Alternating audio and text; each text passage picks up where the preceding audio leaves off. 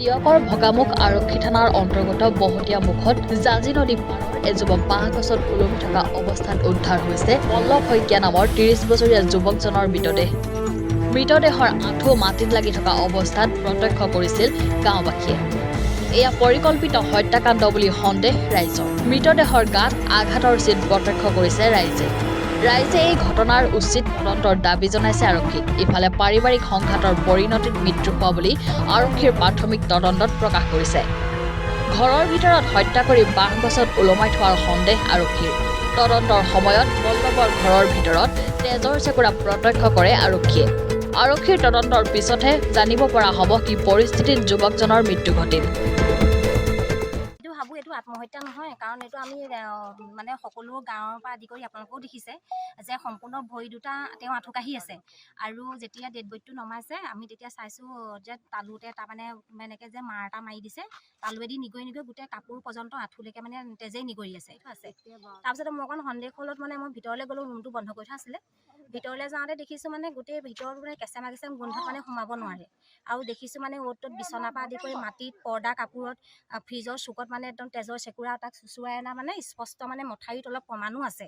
তাক চুচুৱাই অনা হৈছে আৰু চুচুৱাই আনি তাক মাৰি পিনি মানে ভিতৰতে তাক মাৰি লৈ আমি ইয়াত মানে নৈ কাষৰ বাঢ়নীজোপাত ওলমাই দিছে। ডাউট কৰিছোঁ আমি মানুহগৰাকীৰ ওপৰতে কৰিছোঁ, আৰু মানুহগৰাকীৰ লগত মানে আমাৰ লগত জড়িত থাকিব লাগিব, কাৰণ মতা মানুহক তাই অকলেতো মাৰিব নোৱাৰে।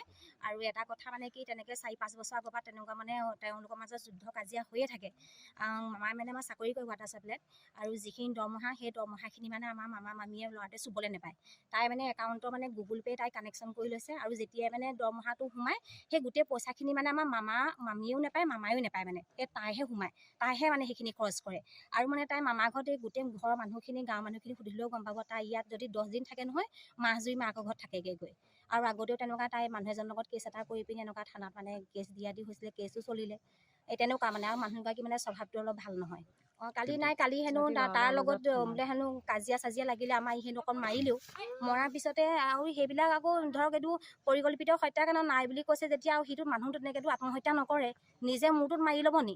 নিজে মূৰটোত মাৰি লৈ পিনি ধৰক সি চিপ ল'বগৈ পিনি বাৰু। আৰু যেতিয়া নেকি চিপ ল'বগৈ, ইমান সৰু বাঁহ এডালত মানে তিয়নি গামোচা এখনে মানে এনেকৈ ফুল গাঁঠিটো দি পিনি সি ওলমি আছে। সেইটোতো সম্পূৰ্ণ মানে বিশ্বাসেই নকৰোঁ আমি যে সি মৰিছে। টিয়কৰ পৰা উৎপলজ্যোতি খাউণ্ডৰ ৰিপৰ্ট, এনি ভাৰত 24। নমস্কাৰ, মই কুমাৰ ভৱেশ। এনি ভাৰত 24-এ এটা ৰিয়েলিটি শ্ব'ৰ আয়োজন কৰিছে, আৰু এই শ্ব'টিৰ নাম হ'ল জুবিনৰ গানে কি আনে। এনি ভাৰত 24লৈ মোৰ শুভকামনা থাকিল, আৰু আপোনালোকক অনুৰোধ জনাইছোঁ এই অনুষ্ঠানটিলৈ আহক আৰু সহযোগিতা আগবঢ়াওক। ধন্যবাদ।